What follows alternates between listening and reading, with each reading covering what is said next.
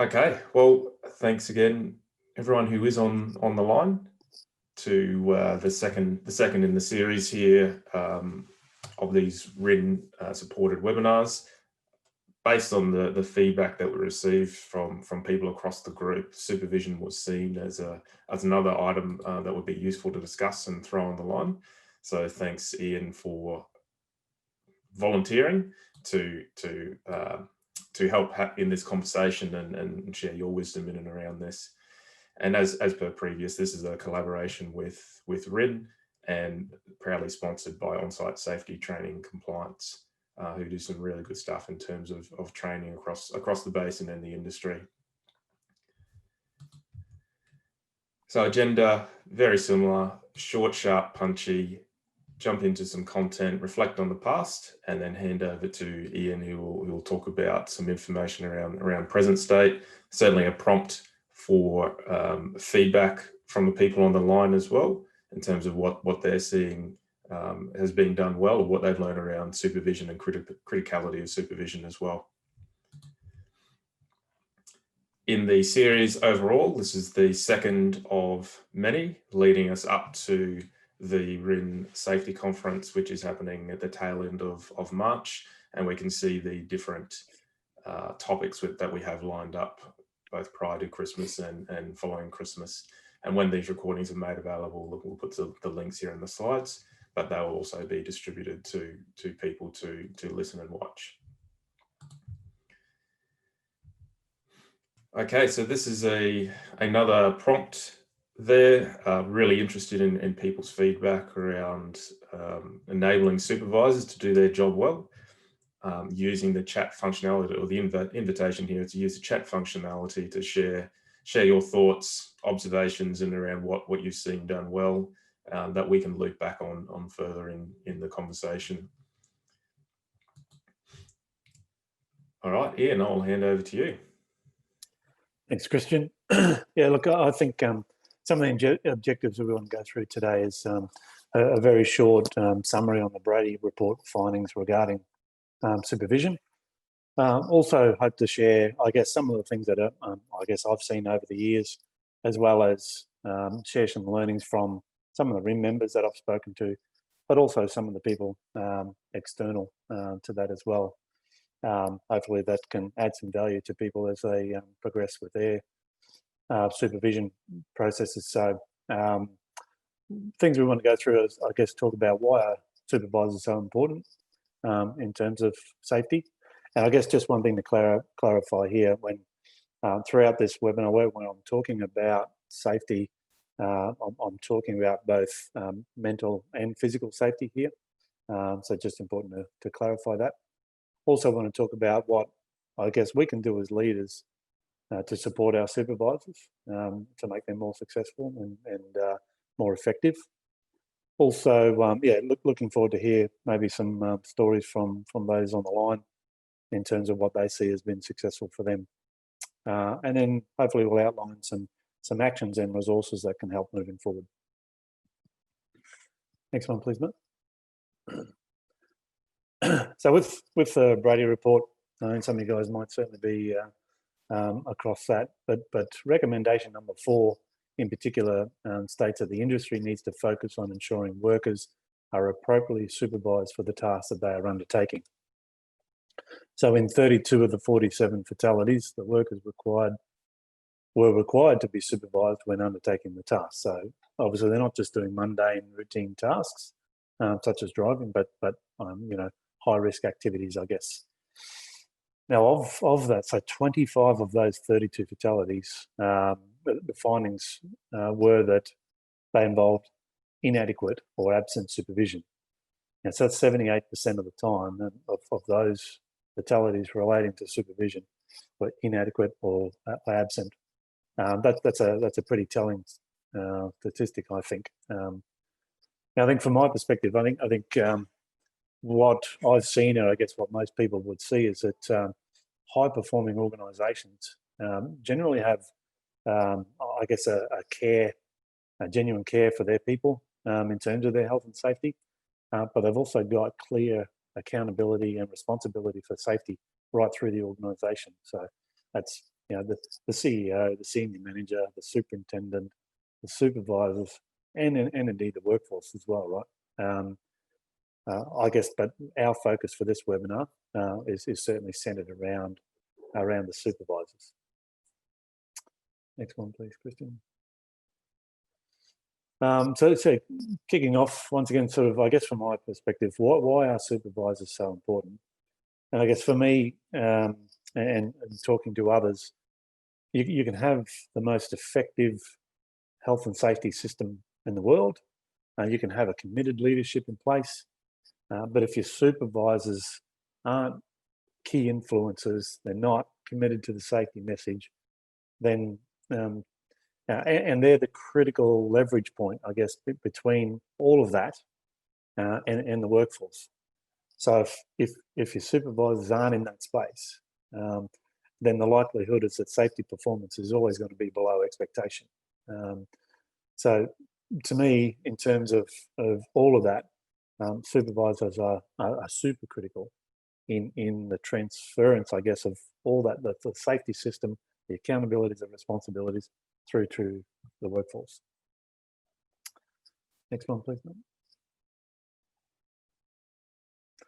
So I think that it's sort of, I want to be very clear through this process. It's not about blaming the supervisors for those outcomes. I actually think a little bit differently. I think in terms of it's the accountabilities on us as leaders to make sure that our supervisors have the right skills, the right support in terms of, to allow them to be most effective. So I think the first thing that needs to happen is organisations need to acknowledge that supervisors are critical to this whole process, and they need to make sure that acknowledgement, I guess, is aligned to the organisational values. And I think most organisations have got, safety in there, or certainly care for their people as an organisational value. So I think that's pretty easy to achieve.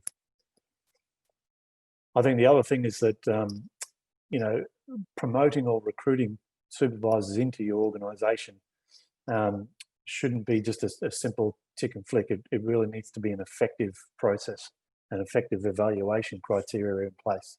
I've certainly seen, and I've made the mistake in the past of I've taken the best tradesmen and putting them into supervisors roles, and the outcome hasn't been, and on some occasions certainly hasn't been far from where I'd like it to be, right? So, and I think we've all seen and heard those stories.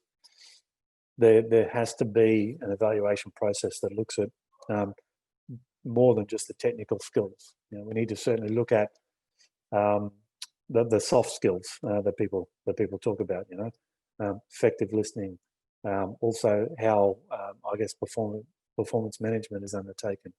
How do we effectively show empathy to the team so they know that we care?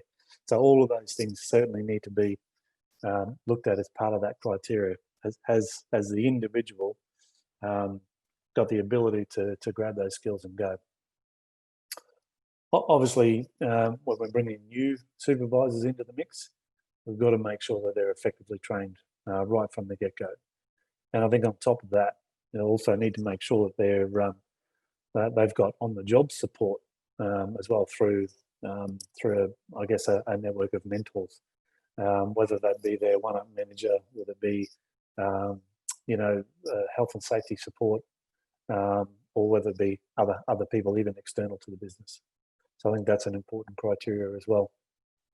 And that training shouldn't stop just once they enter the job, right? So there needs to be ongoing hard and soft skills. So yeah, we need to keep training them in the technical competency, but also in those soft skills as well moving forward. And I think the final thing for me is we've got to give our supervisors regular feedback on how they're performing. So that they know where they're at, they know where they need to improve, what they're doing well. And I think also, I think KPIs in place that make sure that they're aligned to things like lead indicators. They're aligned to things like making sure that that they're implementing the safety initiatives in the organisation effectively. So they're the things I think that we can do as leaders to support our supervisors. Next one, please, Christian. And some of the resources, I guess, once again, that people have told me that work well, or all that they've seen is have dedicated safety meetings. So we have production meetings that might start with safety, but then quickly roll into production. We've certainly found that having our supervisors involved in dedicated safety meetings where that's all we're talking about has added some value over time. I think looking at, like I said before, a mentoring process, right? So where it might be internal, might be the one-up manager, but also where you've got some people external to the organisation, just helping with particularly those soft skills, right?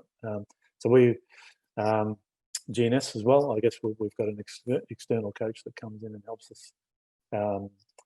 I guess educate our teams on those particular items, and once again, I think we've seen that work well. Obviously, you've got your standard S1, S2, S3. Now that's a standard requirement on mine sites, but it's not in our workshops in town. But I think there's still value in putting your supervisors through those, even if it's not something that's a requirement to do. Once again, you're adding to the capability of the supervisors by doing that. Of course, it's like situational leadership too. I think once again that's certainly something that's added value in the past, in terms of giving supervisors the skills to look at what's happening in that situation and how do they adapt their approach or their thinking in those particular situations to get the best out of their people. And certainly I've done that course myself, and it does have a very clear link to how you might support the safety outcomes of an organisation. And the last one, I guess, is over time, I guess you start to see or understand your success factors, what's worked well and what hasn't. And so communicate that, share that with your supervisors, with your team. So from my perspective, in different organisations and what I see today, in terms of what I think works well, is GUS, right? So GUS for me is there's a genuine care in the organisation for the safety and well-being of the team, and you can see that the way people, not only the way they talk, but the way they act. Also, there's an unwavering commitment to safety leadership. So, not walking past things that aren't right, but pulling up and addressing that straight away. There's accountability and meetings for making sure that we're talking about safety first. Then lead indicators, strong lead indicators.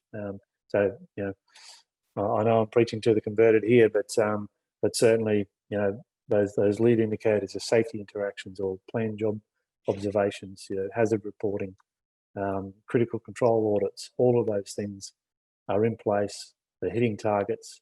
Those are the things that help that process. I think the last one here is almost the most important in terms of sharing the stories, right? So organisations that I think do this well perform well in safety because they're sharing information. They're sharing, when things haven't gone right, so people can learn from that. They're sharing and communicating with their groups when things have gone well. I've seen this work where supervisors, superintendents, and managers are coming to the meeting. They can't wait to have the discussion around, hey, I've seen this on site. It was not my team. It was actually another organisation, but I knew something wasn't right and I've addressed it. When you're getting to that point, that's a success factor in terms of your health and safety. So those are the things I think that are resources that can help. Next one. So I guess that's probably enough for me, sort of talking through those things. Definitely keen to hear what other people think about all of that, and also what they've seen work well. Over to you, Christian. Thanks, Ian. Fantastic.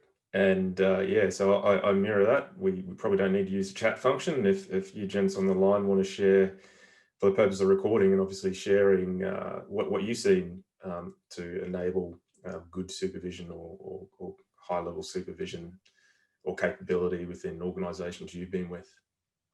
The floor is yours. I will ask a question if that's all right. So what's your thoughts on ratios for supervisors for workers? Is that for me, Mick? Oh yeah, if you like. Yep. Yeah. Oh, look, it's a contentious one, right? But I think from my perspective, once again, what I've seen work well is obviously, you know, somewhere between that 10 to 13, right? Is your sort of your upper limit. Now, understandably, different circumstances might change that, and it also might be a little bit different where you've got a strong leading hand structure in place. That might change, but certainly, from my perspective, it would be within that range.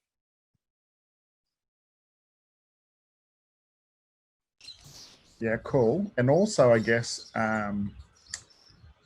about, you know, and I guess I'm a little bit biased here because obviously I do safety. So, you know, 5 or 6, 7 years ago, every project had safety people, they had supervisor safety people, and then in the last bit, there's been a move away because they've been loading up the supervisors with all that safety responsibilities. So how do you address, and I know there's probably a little progressive back towards that way again now, but how do you address the fact that your supervisors are technically competent and probably well organized and project focused, and then we also, and safety does go without saying, but it takes a special individual to be able to combine all those things in, and I guess a lot of mentoring, a lot of training. So how do you sort of address that in the sense of, you know, workload? So the first question was about, you know, how many people should they be looking after? Then all of a sudden they've got like 3 or 4 roles, even though that people will say, oh, they're all the same and supervisors should know better. But, you know, it's a lot of stress trying to manage a project and try and do the right thing for everybody. Look, it is, no doubt. And I mean, our supervisors, once again, this is, I guess, why I made the point where supervisors are so critical, right? Now, I'll share, this is my personal view, Mick. I think that, to me, you can't have one without the other, right? And what I'm talking there is safety without, or production without safety, or safety without production, right? So that's why I guess my personal view is that I'm actually a supporter of our supervisors being the responsible lead in terms of health and safety. I think we absolutely still need the health and safety advisors in and around that mix in terms of providing guidance, providing support, content, whatever it might be. But the ownership, in my mind, it has to lie with the supervisors. They're there at the work front. They're in there amongst it. They understand, I guess, the implications of the safety aspect in terms of how that works on the job. I think the important part here is how do you, and each organisation is different, but how do you put the right things in place so that your supervisors are not stuck in an office more than what they need to be. And there's an element of that that you can't get away from. But what are the things that you can put in place to improve that? Now, this is probably right up your alley, Mick. That I see that, and our organisation is no different. We're starting a process to be a little bit more technically savvy in terms of how can we use technology so that our supervisors can be on the work front more often, and also reduce that administrative burden. I think as an industry, we're moving towards it, but we're a long way from being there now. Whether that's fully effective and working the way it should. Yeah, cool. And I wasn't trying to even lead to the technical side of it. No, I know you weren't. Yeah, I know you weren't. so, But that's yeah. my view, mate. Yeah, That's I think the reality of it is. Yeah. You know, Ultimately, yeah. For me, I mean, that's what it's been about, is trying to download what's in my head into a digital sense so that it makes the supervisor's job easier, or anybody's job for that matter of fact, job easier. So if you understand it's a process and all technology is doing is you're just mapping the technology beside the process to help streamline that. And then while sometimes it might feel like it's a little bit more effort in the front line, the benefits thereafter makes it so much better. And then once they get past it, and we've got heaps of experiences, like exploration drilling, if we can make them guys do it, then anybody can do it. Just like those fellas, they love it. That's the only way they want to do their stuff. They've even got for me, they got their technology on their own personal phones because they're under different rules and stuff. But basically I got a pre-start to do. I just grab my phone out and do my pre-start. So, and I'm certainly not trying to push anything here, but it's understanding there's a process and see where, well, okay, how can we just streamline this pro process? And then all of a sudden now we're getting asked for more and more bigger problems with supervision. Well, the supervisor wants this now. So you just got to, it's really engaging. It all starts from the point of engagement. What are the problems and where are the shortcomings? And then going, well, can we apply the technology to that to help them make their job and just take some of that pressure off of, should I have to go back to the office and get this or get that? It's just giving everything into their own hands. So sure. I'm not sure if I'm misled you in the direction of your talk, but I certainly wasn't going to talk. But anyway, there we go. No, that's all part of it, Mick. Absolutely. I just want to put one thought in there. With our supervisors, I think when we get the supervisors, we load them up with all the skills and we'll trainer assessing and all that sort of stuff. But then, we heap of skills into them. But I think we end up with a bit of an overload. So with the trainer assessing and all that sort of stuff. And I think if we had an approach where, like a leading hand or a senior mechanic or electrician or whatever had the trainer assessor skills, then the supervisors can do their job and do the assessing instead of having to do the training and assessing and all that sort of stuff. So I think we've recognised that the supervisors need all this information and need these skills, but then we haven't got a platform for them to be able to distribute the load. So they're trying to do everything, and then that's when they miss something. Mm-hmm. So I think we need to take a bit of a step back and go, yep, we've given the supervisors a heap of skills and trained them up and making sure they understand their responsibilities, etc. But I don't think we've gone that next step to give them the support mechanisms of training up the people around them to make them a better supervisor. So instead of overloading. Yeah, no, that's a fair comment. Certainly we don't see that in our space necessarily. That the supervisors also do the trainer assessor, but if that's a valid point you make. I think that ultimately, I guess it gets back to Mick's point as well. In terms of the work that the supervisors fundamentally have to do, incorporating those key safety aspects. If you're then dropping in other elements of that, you're 100% correct, mate. You've got to find a way to share the load, because then that is taking them away from, I guess, what's critical for them on a daily basis, by the sounds of it. Yeah. That's no worry. Thanks, Mark and Mick. We'll probably park that there. I think we could probably all talk about it for a while. And a thought just comes to me based on what you shared, Mark, is we looked at the Brady report and it talked about those statistics at the start. I wonder if you actually dive down and looked at a bit of a 5 why on, okay, why was there inadequate supervision? I would strongly assume that some of the factors that we've described today around the difficulties are probably at play there. You would have to assume. Agreed.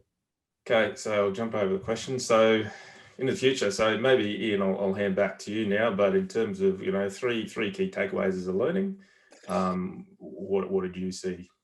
Yeah, for sure. And I think for me, the key learnings are, obviously, and these are findings from the Branding report. Inadequate supervision has been a significant factor in those mining fatalities, and I think that peel that back outside of that, I think outside of fatalities, we can see that in our own environments where that's probably been a factor in some of our lesser incidents as well.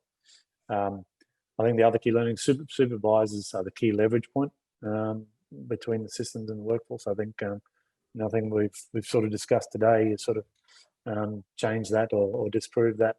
And I think also the supervisors must be appropriately selected, trained, and supported and developed. And I think to Mark's point as well, that I think the supported bit is certainly a key element of that as well.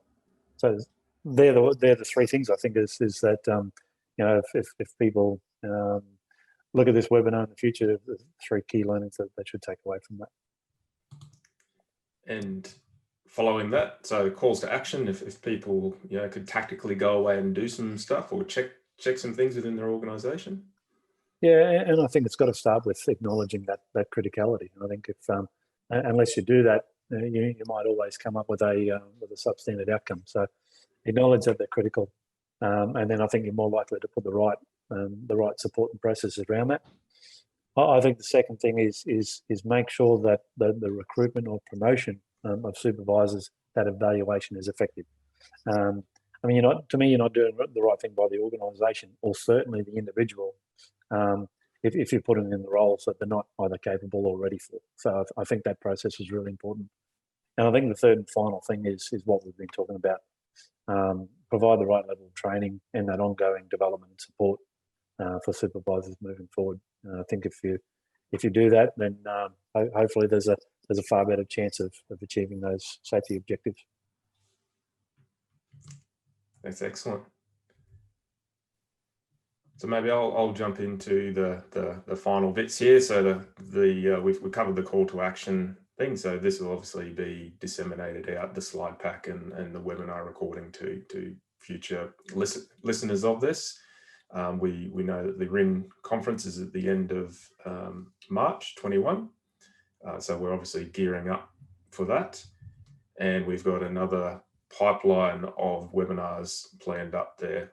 So you can see there's some asterisks there for some of those dates where we're just based on trialing the different times of the week and days of the week to hone in on, well, what is the best day and time that works for most people. So by the time we get into November, we should have clarity on that.